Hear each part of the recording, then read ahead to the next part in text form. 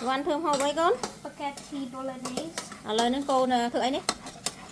Mix it all up. Chà tầm răng. Lụa mấy con xoay nhót. Đau. Yummy, yummy, yummy, yummy, yummy, yummy. នេះជាប្រហិតអង់គ្លេសបានធ្វើខ្លួនឯងទេទិញគេទេហើយខ្ញុំធ្វើម្ហូបអង់គ្លេសខ្ញុំអត់យកប្រហិតខ្ញុំធ្វើទេខ្លាចខុសរសជាតិផ្ទះនេះអត់មានដាក់ប្រេងឆាទេគឺខ្ញុំដាក់ប្រហិតចូលគឺខ្ញុំលីងប្រហិតនឹងលីងតែបន្តិចទៅចេញខ្លាញ់ពីប្រហិតហើយបងប្អូនហើយបើកភ្លើងតិចតិចទៅអត់ត្រូវការអំពងអីដូចផោះយើងទេបន្លែខ្ញុំមានតែខ្ទឹមបារាំងប៉េងប៉ោះហើយនឹងខ្ទឹមសហាន់វាតូចៗចឹងទៅពុកស្វាន់ពេលខ្ញុំធ្វើម្ហូបអង់គ្លេសតិចតែខ្ញុំយកប្រហិតយើងយកមកដាក់ចឹងគាត់ថាគាត់អត់ចេះហូបទេដោយសារអីប្រហិតយើងស្វិតចំពោះយើងប្រហិតបើអត់ស្វិតយើងមិនហូបផុយមិនមានបងប្អូនខ្មែរយើងទិញខ្ញុំ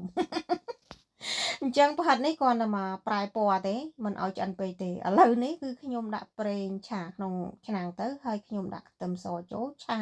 ខ្ទឹមសឲ្យរៀងឈ្ងុយទៅបានខ្ញុំដាក់ខ្ទឹមបារាំងចូល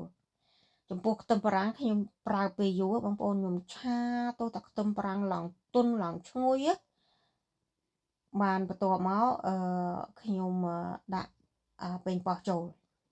ពេលដាក់ប៉េងប៉ោះឆាអញ្ចឹងហើយគឺខ្ញុំប្រើប៉េងប៉ោះកំប៉ុងមួយកំប៉ុងប៉េងប៉ោះកំប៉ុងនេះបងប្អូនចង់ប្រើមកអីជារឿងរបស់បងប្អូនទេឆាចូលគ្នាឲ្យឈ្ងុយអញ្ចឹងហើយខ្ញុំដាក់ភ្ជួររ៉េបងប្អូននេះដាក់មួយច្បាច់ពីរច្បាច់ទៅនឹងខ្ញុំចូលចិត្តធ្វើដាក់លាយគ្នាអញ្ចឹងឆាចូលគ្នាហើយគឺខ្ញុំដាក់តែអំបិលហើយម្រេចទេខ្ញុំភាគច្រើនធ្វើម្ហូបឲ្យពុកស្វាន់គឺខ្ញុំអត់ប្រើស្ករទេដុំស៊ុបនេះគឺដុំស៊ុបរបស់អង់គ្លេសទេគឺខ្ញុំដាក់2ដុំក្នុងមួយឆ្នាំងប៉ុណ្ណឹង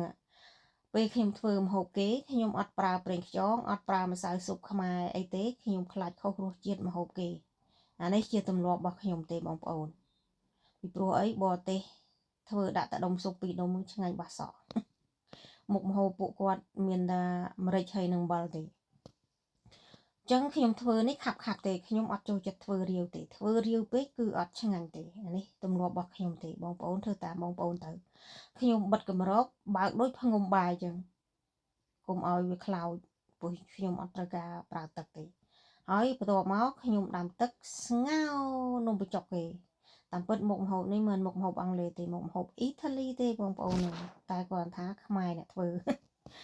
ឡូវនេះគឺដាក់ពីចានឃើញខ្ញុំអត់មានចានខ្ញុំទេមានតែចានសុវណ្ណហើយចានពុកសុវណ្ណហើយខ្ញុំដុសអាទឹកសហ្នឹងយកមកដាក់មក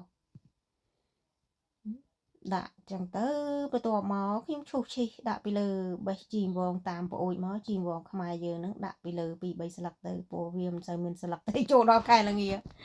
ញ្ចឹងក្នុងវីដេអូនេះបើមានការខុសឆ្គងត្រង់កន្លែងណាមួយសូមបងប្អូនអធិស្ឋានផងថ្ងៃនេះម៉ែសវណ្ណនៅប្រទេសអង់គ្លេសសូមជម្រាបលាជូនពរបងប្អូនទាំងអស់គ្នាមានសុខភាពល្អ